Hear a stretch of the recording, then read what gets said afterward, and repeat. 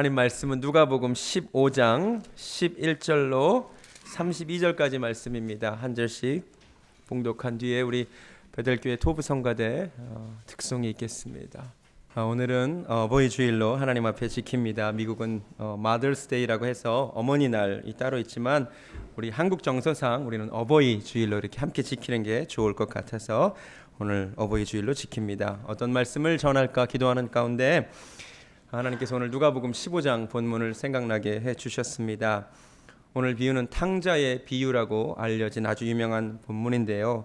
사실은 이 이야기가 아버지 이야기입니다. 그 부모의 자식을 모르는 아이들이 나오고 그것 때문에 아파하는 아버지 이야기가 나오기 때문에 이 말씀을 통해 1차적으로는 부모님의 마음을 알고 그리고 또 근본적으로는 우리 영원한 부모님 되시는 하나님 아버지의 마음을 조금 더 아는 시간이 되기를 원합니다.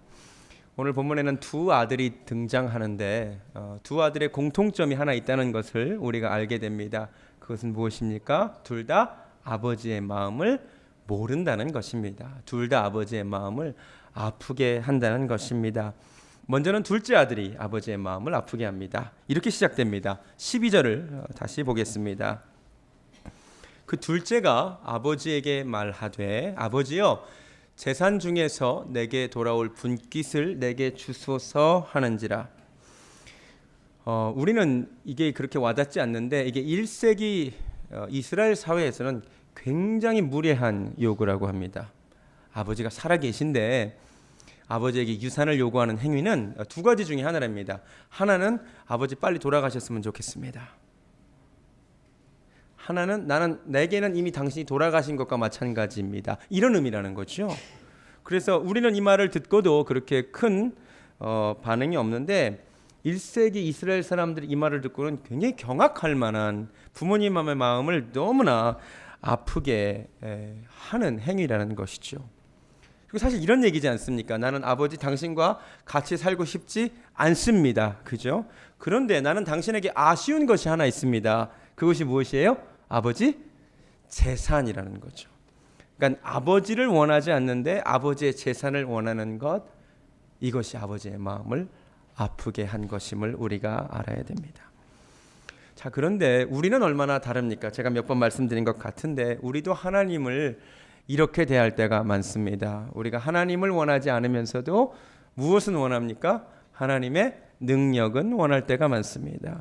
하나님을 사랑하지는 않으면서도 하나님의 그 축복은, 은혜는 우리가 원할 때가 너무나 많습니다. 하나님은 필요 없고 하나님 당신의 능력만 내게 필요하다라고 말한다면 우리 역시 둘째 아들과 다를 바가 하나도 없음을 깨닫는 시간이 되기를 바랍니다.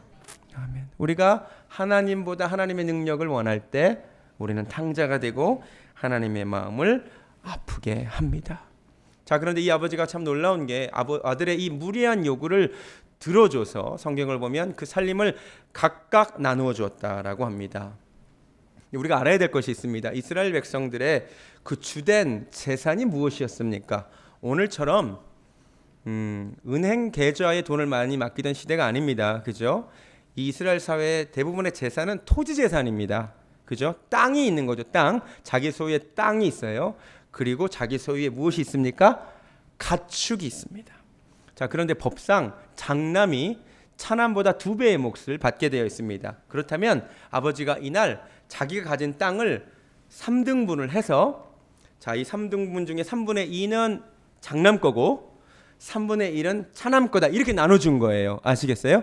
또 양이 만약에 100마리 있으면 3등분을 해서 이 중에 60몇 마리는 큰아들 거고 30몇 마리는 작은아들 거다. 이렇게 재산을 다 분할을 해줬다는 말입니다. 아시겠습니까? 재산을 요구하니까 재산을 갈라줬어요. 자, 그런데 그 다음에 13절 아버지의 마음을 더 아프게 하는 사건이 벌어집니다. 그 후 며칠이 안 돼요. 며칠 만에 둘째 아들이 어떻게 합니까? 재물을 모아가지고 떠났습니다. 무슨 말입니까? 아버지께 물려받은 토지 재산과 가축을 현금화했다는 말입니다. 이해가 되세요? 아버지가 가진 땅에 이만큼이 아버지 땅이라면 3분의 1이 자기 거니까 어느 날 그거를 팔아치운 겁니다. 며칠 안에. 가지고 있는 가축들, 양과 소와 염소의 3분의 1이 자기 것이 됐잖아요. 그걸 어떻게 했다는 거예요? 팔아치워서 현금화했다는 말입니다. 강조점은 며칠 안에. 여러분, 금매하면 어떻게 되는지 아십니까? 제값을 못 받습니다. 아시겠어요? 며칠 안에 팔아치웠다는 말은 아버지가 피땀 흘려 그렇게 아끼는 아버지의 땅 3분의 1과 가축의 3분의 1을 제값을 못 받고 헐값에 팔아치웠다는 얘기입니다. 며칠 안에 그 일이 해결됐잖아요. 오늘날도 땅 사고 팔려면 시간이 좀 걸리잖아요. 금매하면 어떻게 해요? 손해보고 팔잖아요. 아버지 아끼는 그 재산을 그렇게 팔아치워버렸습니다. 그리고는 나가서도 그 재산을 허랑방탕하여 낭비해버렸다라고 성경이 말하고 있습니다. 무엇이 부모의 마음을 아프게 합니까? 부모가 물려주신 것을 가치를 모르고 감사하지 않고 허락 낭비하는 것, 그것이 부모의 마음을 아프게 함을 깨달으시기 바랍니다. 하나님도 똑같습니다. 여러분, 하나님께서 우리에게 허락하신 많은 은혜들이 있습니다.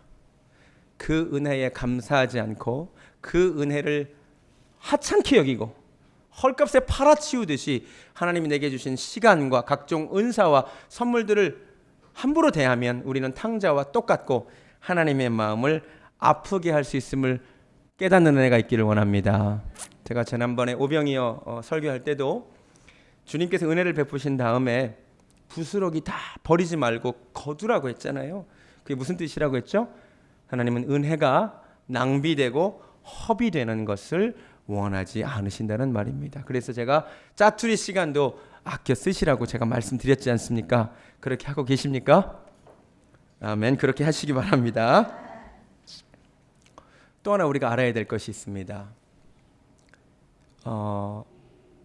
이스라엘 사람들은 토지를 사실은 함부로 사고 팔지 않는다는 것입니다.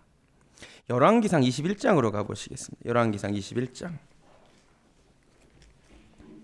이 아들이 한 행위가 아버지에게 굉장히 큰 오점을 남긴 이유는 열왕기상 21장을 보면 그 유명한 아합 왕과 나봇의 포도원 사건이 나옵니다. 이 이야기를 통하여 우리가 이스라엘 사회의 그런 풍습을 한 가지를 알 수 있습니다. 21장 1절에 이렇게 되어 있습니다. 그 후에 이 일이 있으니라.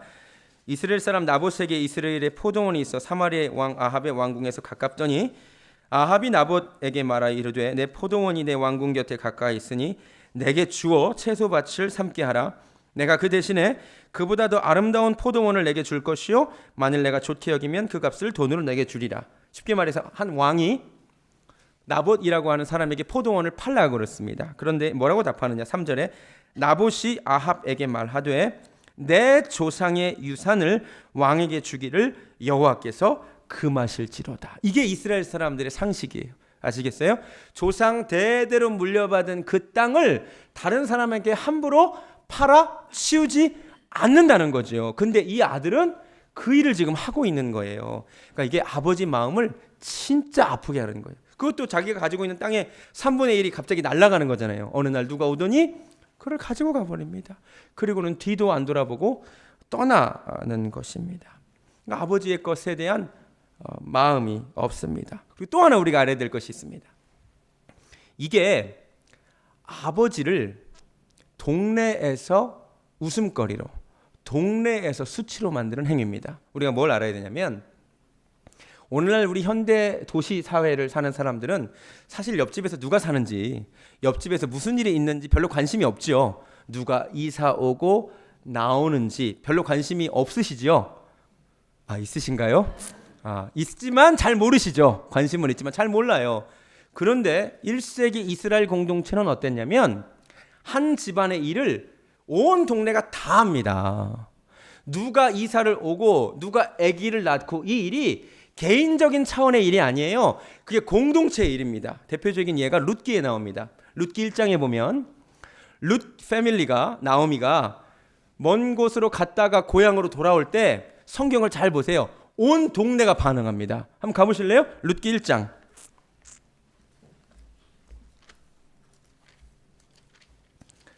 룻기 1장 19절. 이 가족의 기환에 온 동네가 반응합니다. 룻기 1장 19절. 이에 그 두 사람이 베들레헴까지 갔더라. 베들레헴에 이를 때에 온 성읍이 그들로 말미암아 떠들며 이르기를 이가 나옴이라 하는지라. 아시겠어요? 한 사람들이 타 지역으로 이사 갔다가 돌아오는 게 그 개인의 일이 아니에요. 누가 반응해요? 온 동네가 반응하는 일이에요. 그러니까 그 당시는 진짜 우리도 왜 한국 시골에 옆집에 숟가락 몇 개 있는 거 안다라는 그런 말이 있잖아요. 똑같아요. 누가 이사 오는 것이 그 동네의 일입니다. 실제로 4장 가면 아기를 낳거든요. 이 애 낳은 거를 온 동네 여인들이 기뻐하고 애 이름을 온 동네에서 같이 지어요. 4장 가보실래요? 룻기 4장 13절에 이에 보아스가 룻을 맞이하여 아내로 삼고 그에게 들어갔더니 여호와께서 그에게 임신하게 하심으로 그가 아들을 낳거든요. 14절에 여인들이 나오매기, 동네 아줌마들이 다 모이는 거예요. 찬송할지로다 여호와께서 오늘 내게 기업 물을 자가 없게 하지 아니하셨도다. 집안 사정을 다 알고 있는 거잖아요. 그렇죠? 그리고 17절에 그의 이웃 여인들이 그에게 이름을 지어주되. 상황을 아시겠어요? 그 당시 사람들에게는 한 집안의 일이 온 동네 일입니다. 그러니까 아버지에게 재산을 요구하고 아버지의 재산을 재빨리 현금화해서 아버지를 떠난 자식 이야기가 그 집 일로 끝납니까? 그 동네 일로 끝납니까? 그 동네 일이에요. 이거는 이 아들이 떠나고 나면 이 아버지는 두고두고 이 동네에서 손가락질과 수치를 받게 되어 있습니다. 무슨 집으로? 자식 잘못 키운 집으로. 버릇없이 자식이 이렇게 요구하고 갔다고. 만약에 성경에 기록되어 있지 않아서 그렇지 동네 사람들이 현금화해서 애가 떠났다는 말을 듣면 어른들이 모여서 뭐라 그랬을 것 같아요? 말세로다 이랬을 것 같아요. 이런 XX 자식 이러면서, 이런 못된 놈 이러면서 집안에 대한 욕이라고 온 동네에 이건 수치가 되는 일이에요. 그러니까는 자기가 떠나면 아버지가 얼마나 아프게 될 것인지 도무지 생각이 없습니다. 그리고 사실은 우리가 모르는 사실이 한 가지 있는데, 아들이 이렇게 아버지께 잘못하면 아버지에게는 사실은 초이스가 있었습니다. 신명기 21장으로 가시겠습니다. 신명기 21장 18절. 사실은 아버지에게 이런 권리가 하나 있었는데, 신명기 21장 18절로 21절까지 우리 한 절씩 교독해 볼까요? 신명기 21장 18절부터 21절입니다. 제가 저하고 한 절씩 교독하겠습니다. 구약성경 295페이지 정도에 있습니다. 사람에게 완악하고 패역한 아들이 있어 그의 아버지의 말이나 그 어머니의 말을 순종하지 아니하고 부모가 징계하여도 순종하지 아니하거든.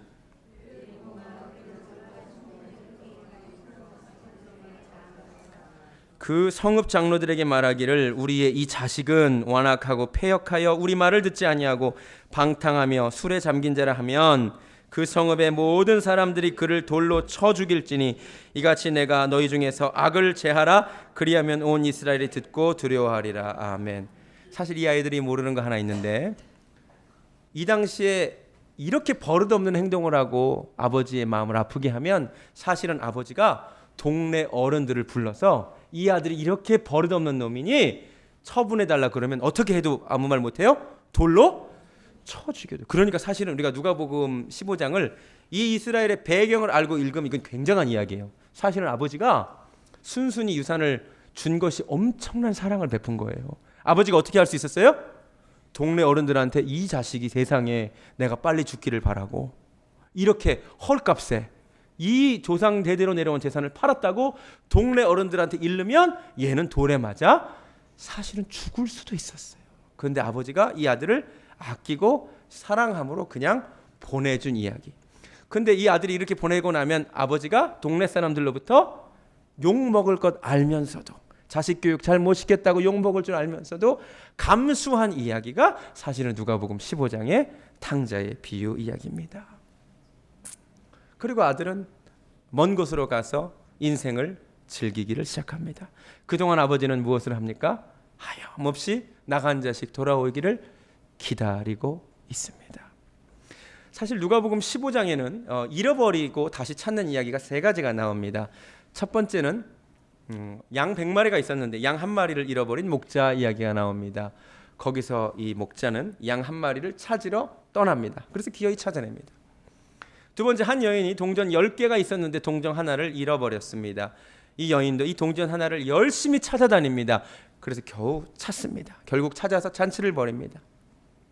근데 세 번째 비유에서는 두 아들 중에 한 아들을 잃어버렸는데 독특하게도 이번에는 아버지가 아들을 찾아 나서지 않는다는 것을 보게 됩니다. 그렇죠. 이것이 이 비유의 독특성입니다.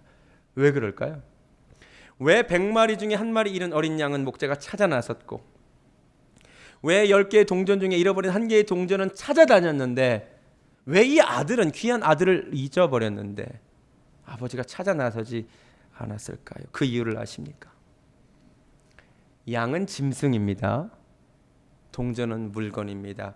그런데 아들은 사람입니다. 사람의 독특성이 있습니다.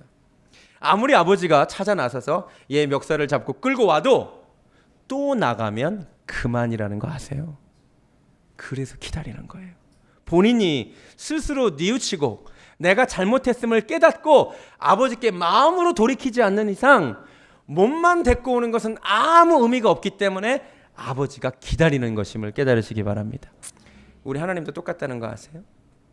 우리 하나님은 능력이 많으십니다. 그러나 잃어버린 자녀들을 하나님이 기다리고 계십니다. 여러분이 하나님을 멀리 떠났을 때 하나님이 기다리십니다. 능력이 없으셔서가 아니라 여러분이 스스로 뉘우치고 하나님께 용서를 구하고 돌아오지 않는 한 아무 의미가 없기 때문입니다. 하나님은 지금도 나간 자식 돌아오기만 기다리고 계심을 깨달으시기 바랍니다. 하나님이 내 인생에 아무런 일 하지 않으신다고 착각하시면 안 됩니다.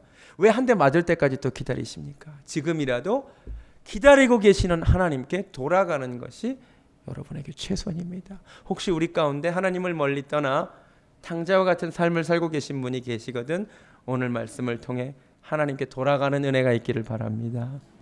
돌아가되 빨리 돌아갈수록 좋습니다. 이 탕자를 잘 보시기 바랍니다. 아버지를 떠난 삶이 행복할 줄 알았는데 행복하지 않았죠. 성경을 보니까 그가 재물을 다 없이 하고 궁핍하게 됐습니다. 14절을 보면 다 없앤 후 그 나라에 크게 흉년이 들어 그가 비로소 궁핍하게 되었습니다. 여러분, 하나님을 멀리 떠난 결과는 언제나 이렇습니다. 우리 삶이 엄청나게 행복할 것 같고 쾌락을 즐기면 좋을 것 같은데 여러분, 쾌락은 잠깐뿐이고 후회와 괴로움이 남을 수밖에 없음을 깨달으시기 바랍니다. 제가 지난주 3부 예배 때 우리 청년들에게 삼손에 대하여 설교했습니다. 삼손의 여러 가지 잘못이 있지만 그 중에 하나는 사랑하지 말아야 될 것을 사랑한 것이 잘못이라고 했습니다. 삼손은 이스라엘의 사사거든요. 근데 그가 누구를 사랑하는지 아세요? 꼭 블레셋 여인만 사랑합니다. 성경을 한번 잘 보세요. 좋아하는 여인이 다 블레셋 여인이에요. 이상하지 않습니까? 안 이상하신가요? 지금 이스라엘 백성이 블레셋의 그 식민 통치를 받고 있어요. 이렇게 비유할게요. 우리나라가 일제 식민지 시절 있었죠. 우리나라 독립운동가가 여자친구가 맨날 베끼는데 다 일본 여자야. 이름이 뭐 미나코, 나미코 맨날 일본 여자만 좋아. 이거 괜찮습니까? 그것도 좋아하는 다 막 섹시하고 기생 이런 사람들만 좋아해요. 사랑하지 말아야 될 대상을 사랑한 것이 죄였습니다. 탕자도 잘 보세요. 저는 사랑해야 될 대상은 사랑하지 않았습니다. 아버지를 사랑하지 않았습니다. 그런데 사랑하지 말아야 될 세상의 쾌락과 향락을 사랑했습니다. 그것이 죄요. 그 결과가 사망임을 깨달으시기 바랍니다. 내가 무엇을 사랑하는지 점검하시기 바랍니다. 탕자는 지금 잘못된 것을 사랑하고 있습니다. 쾌락을 사랑하고 있습니다. 근데 그 결과는 언제나 그렇듯이 후회뿐입니다. 그는 돌아가야 됩니다. 그런데 잘 보세요. 그는 빨리 돌아갈 수 있는 기회를 놓칩니다. 흉년이 왔을 때, 궁핍해졌을 때 그는 돌아가면 됩니다. 그런데 그가 어떤 선택을 합니까? 15절을 보시기 바랍니다. 가서 그 나라 백성 중 한 사람에게 붙어 삽니다. 무슨 말입니까? 아버지께 못 돌아가겠다는 겁니다. 이해가 되세요? 아니, 이 순간 아버지께 돌아가면 되는데 자기 스스로 살 길을 또 찾습니다. 누구 밑에 품꾼에 들어가서 돈 벌어보겠다는 겁니다.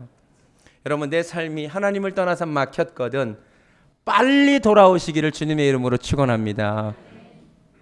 늦었다고 생각돼도 그때 돌아가는 거예요. 요엘서에서 주님이 뭐라고 말씀하시냐면 너희는 마음을 짓고 내게로 돌아와라. 이제라도 내게로 돌아와라. Even now예요, 영어로. 지금이라도 돌아가는 것이, 하루라도 빨리 돌아가는 것이 우리에게 유익한데, 우리 죄된 인간의 본성이 뭐냐면 내 스스로 이 문제를 좀 해결해 보겠다는 거예요. 근데 그 결과가 무엇입니까? 상태가 더 악화됩니다. 품꾼 주인이 별로 좋은 사람이 아니었나 봅니다. 돼지를 치게 만듭니다. 이스라엘 사람들에게 있어서 돼지는 혐오의 대상입니다. 이스라엘 사람들은 돼지를 치지 않습니다. 이방인 밑에 들어갔나 봅니다. 그리고 돼지가 먹는 쥐염 열매를 먹으려고 하나 그 쥐염 열매도 먹을 것이 없는 상황입니다. 비참한 상황 가운데 이제 아버지께로 돌아가야겠다라고 드디어 생각을 합니다. 그런데 말씀을 읽는 가운데 이 순간에도 이 아들은 아버지의 마음을 진짜 모른다는 것을 깨달았습니다. 이 아들이 아버지께 돌아가면서 무엇을 결정하느냐? 17절에 이에 스스로 돌이켜 이르되, 여기까지는 좋은데 우리 아버지는 얼마나 사랑이 많으신 분인지, 우리 아버지는 내가 돌아가면 얼마나 기뻐하실지를 생각하는 것이 아니라 뭘 생각해요? 우리 아버지 돈 많지. 야, 우리 아버지는 양식이 풍족한 품꾼이 얼마나 많은데 난 여기서 악덕기업주 만나서 이렇게 죽는구나. 차라리 아버지한테 가서 일할까? 이렇게 되는 거예요. 지금 이해가 되세요? 지금 뭐라고 얘기합니까? 18절에 내가 일어나 아버지께 가서 이르기를, 지금부터 대사를 연습합니다. 아버지, 내가 하늘과 아버지께 죄를 지었사오니 지금부터는 아버지의 아들이라 일컬음을 감당하지 못하겠나이다. 나를 품꾼의 하늘로 보소서. 뭐예요? 내가 이 악덕 기업주 밑에서 일하느니 아버지 밑에서 일하는 게 낫겠다. 그러면서 이 대사를 연습합니다. 거울을 보면서 어떻게 하면 불쌍해 보일까? 이 부분에서 울까? 이렇게 생각하면서 돌아가는 길도 그러면 탕자가 뭐 연습하면서 갔을까요? 아버지 나를 품꾼의 하늘로 보소서. 이 대사 연습하면서 돌아갔을 가능성이 매우 높습니다. 이 역시 아버지의 마음을 아프게 합니다. 여러분, 하나님은 우리의 생각을 다 아시는 분이십니다. 우리가 하나님께 돌아가는 동기가, 하나님은 나의 아버지 되시지, 나의 모든 것을 용서하실 분이시지, 이 마음을 가지고 돌아가시기 바랍니다. 내가 좀 돌아가면 내 사업이 좀 풀리겠지, 내가 하나님께 돌아가야 내 아픈 몸도 낫겠지, 이렇게 계산하고 돌아가지 않기를 바랍니다. 그게 돌아가면서도 부모의 마음을 아프게 하는 것입니다. 우리가 하나님께 회개하면서도, 하나님께 돌아오면서도 하나님의 마음을 아프게 할 수 있음을 깨달으시기 바랍니다. 부모는 다릅니다. 부모는 나간 자식 돌아오기만을 기다리고 있습니다. 그리고 성경에 따르면 아직도 거리가 먼데, 먼 곳에서 누가 누구를 먼저 알아봅니까? 아버지가 아들을 알아봅니다. 상식적으로 누구 눈이 더 좋습니까? 젊은 놈이 눈이 좋습니까? 아버지 눈이 좋습니까? 물론 저는 아버지보다 눈이 나쁩니다. 안경을 껴서. 그러나 평균적으로 아들 눈이 좋아야 되지만 아버지가 먼저 알아봅니다. 그리고 행색을 봐요. 아버지는 변화가 있어요, 없어요? 좀 늙으신 것 외에는 똑같이 좋은 옷 입고 계시는데, 아들은 지금 상태가 어때요? 노숙자로 전락했잖아요. 미국에서 한 대형교회 목사님이 우리 교인들이 자기를 얼마나 알아보는가를 궁금하게 생각하시고 노숙자로 어느 날 변장을 하시고, 그 기사 보셨어요? 대형교회 목사님이 노숙자로 변장해가지고 가서 예배드렸는데 성도님들이 한 명도 못 알아봤대요. 노숙자 행세를. 그러니까 지금 애가 몰골이 만신창입니다. 근데 아버지가 아들을 알아봅니다. 이게 부모의 마음이고 사랑입니다. 성경을 보면 그 마음을 측은히 여겼다고. 20절을 보면 아직도 거리가 먼데 아버지가 그를 보고 측은히 여겨 달려갑니다. 이것이 우리 하나님의 마음입니다. 우리가 아버지께로 조금만 가면 하나님은 우리에게 달려오시는 분임을 깨달으시기 바랍니다. 근데 아버지가 와서 앉는데 이 아들은 연습한 대사를 읊기 시작합니다. 아들이 이르되, 아버지, 내가 하늘과 아버지께 죄를 지었사오니 지금부터는 아버지 아들이라 일컬음을 감당하지 못하겠나이다. 그 다음 대사는 나를 품꾼의 하늘로 쓰소서 하려고 하는데 아버지가 대사를 막습니다. 무슨 소리냐, 내 아들아. 그러면서 종들을 불러서 제일 좋은 옷을 가져와라. 손에 반지도 끼워주고 발에 신을 신겨주고 잔치 준비를 하게 시킵니다. 이것이 하나님 아버지의 마음입니다. 아까 탕자가 금방 돌아갈 수 없었던 이유는 마음속으로 참소하는 존재가 있었기 때문일 것입니다. 너 이대로 돌아가면 부모가 가만히 있겠느냐. 너가 한 행동을 생각해라. 염치가 있지. 그러나 그 사탄의 생각은 틀렸습니다. 여러분, 하나님께 돌아가기만 하면 우리 하나님은 은혜가 풍성하시고 긍휼이 많으신 분이라서 죄악을 통해서 서로 멀리 옮기시는 분이시기에 우리의 죄를 기억지 않으시고 용서하시는 분임을 믿으시기 바랍니다. 아멘. 아버지가 지금도 기다리고 계십니다. 여기까지 이 탕자의 이야기를 너무나 잘 담아낸 영상이 하나 있어서 제가 가져왔습니다. 이거 먼저 보고 말씀 계속 듣겠습니다.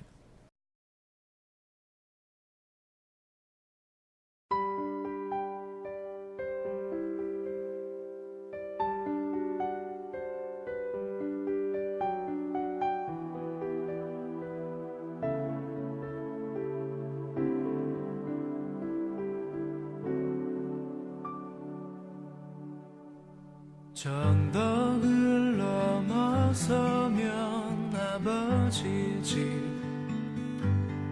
내가 뛰어놀던 내 정든 동산 한 번도 돌아보지 않고 떠났던 그 문 앞에 서 계신 그분이 보이네. 전덕을 넘어서면 아버지지 내가 뛰어놀던 내 정든 동산 한 번도 돌아보지 않고 떠났던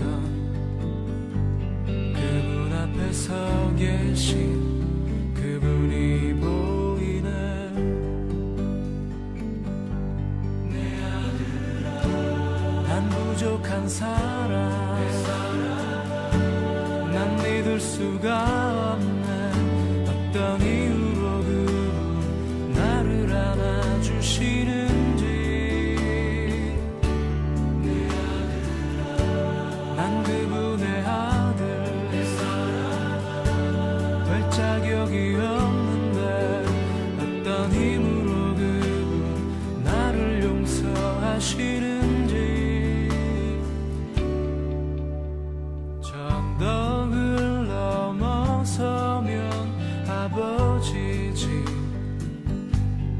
내가 뛰어놀던 내 정든 동산 한 번도 돌아보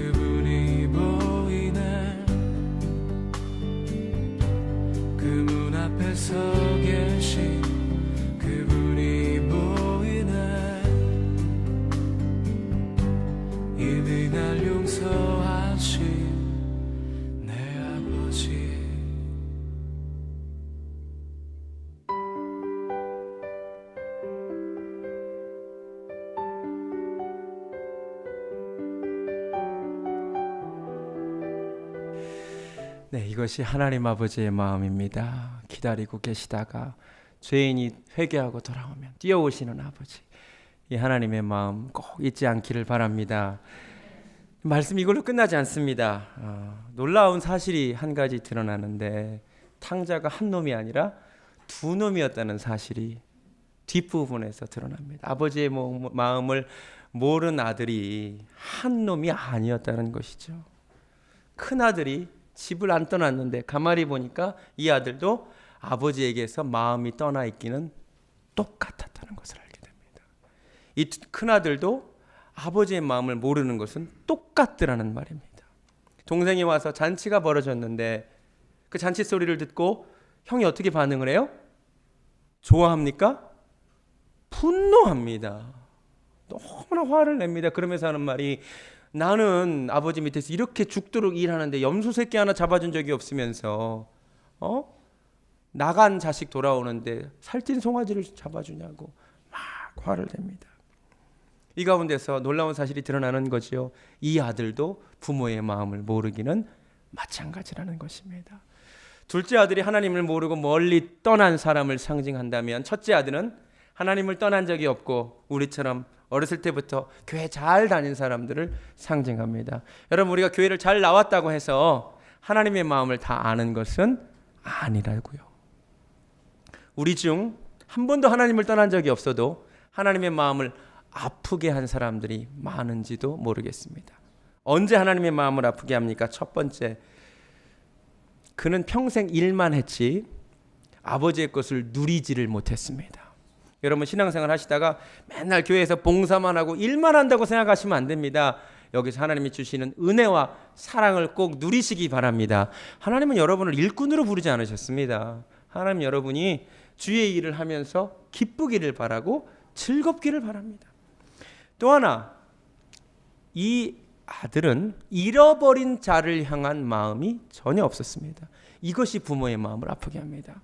여러분, 믿지 않는 자들을 보실 때에 하나님 아버지의 마음이 우리에게 임하기를 원합니다. 하나님 아버지는 잃어버린 영혼들을 어떻게 생각하시겠습니까? 내 아들, 잃어버린 아들. 성경 표현대로 하면 죽은 아들이에요. 죽었다가 살아날 아들이에요.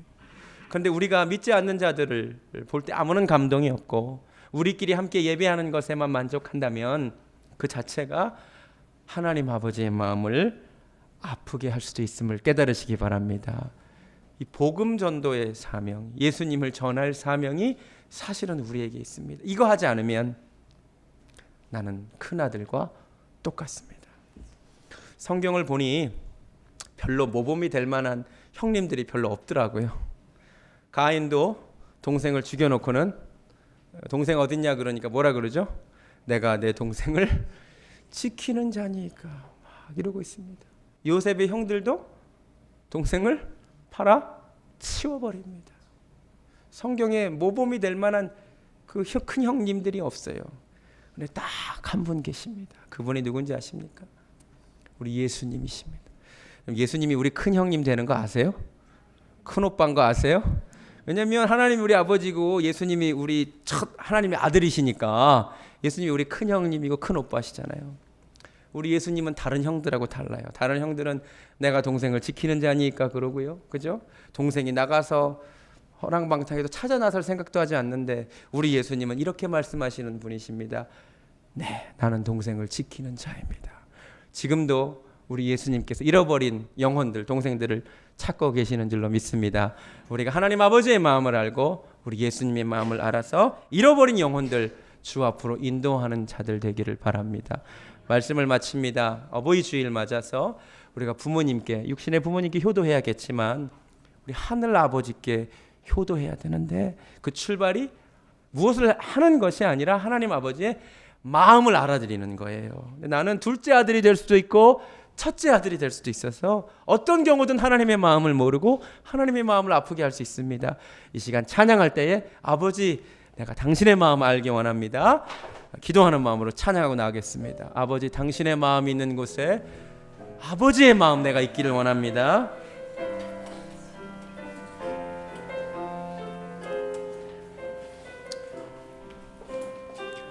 아버지 당신의 마음이 있는 곳에 나의 마음이 있기를 원해. 아버지가 기다리십니다. 아버지 당신의 눈물이 고인 곳에 나의 눈물이 고이길 원해요. 아멘. 아버지 당신이 기다립니다. 바라보는 영혼에게 나의 두 눈이 향하길 원해요. 아버지 당신이 울고 있는 어두운 땅에 나의 두 발이 향하길 원해요. 나의 마음이 아버지의 마음 알아. 내 모든 뜻 아버지의 뜻이 될 수 있기를 나의 온 몸이 아버지의 마음 알아.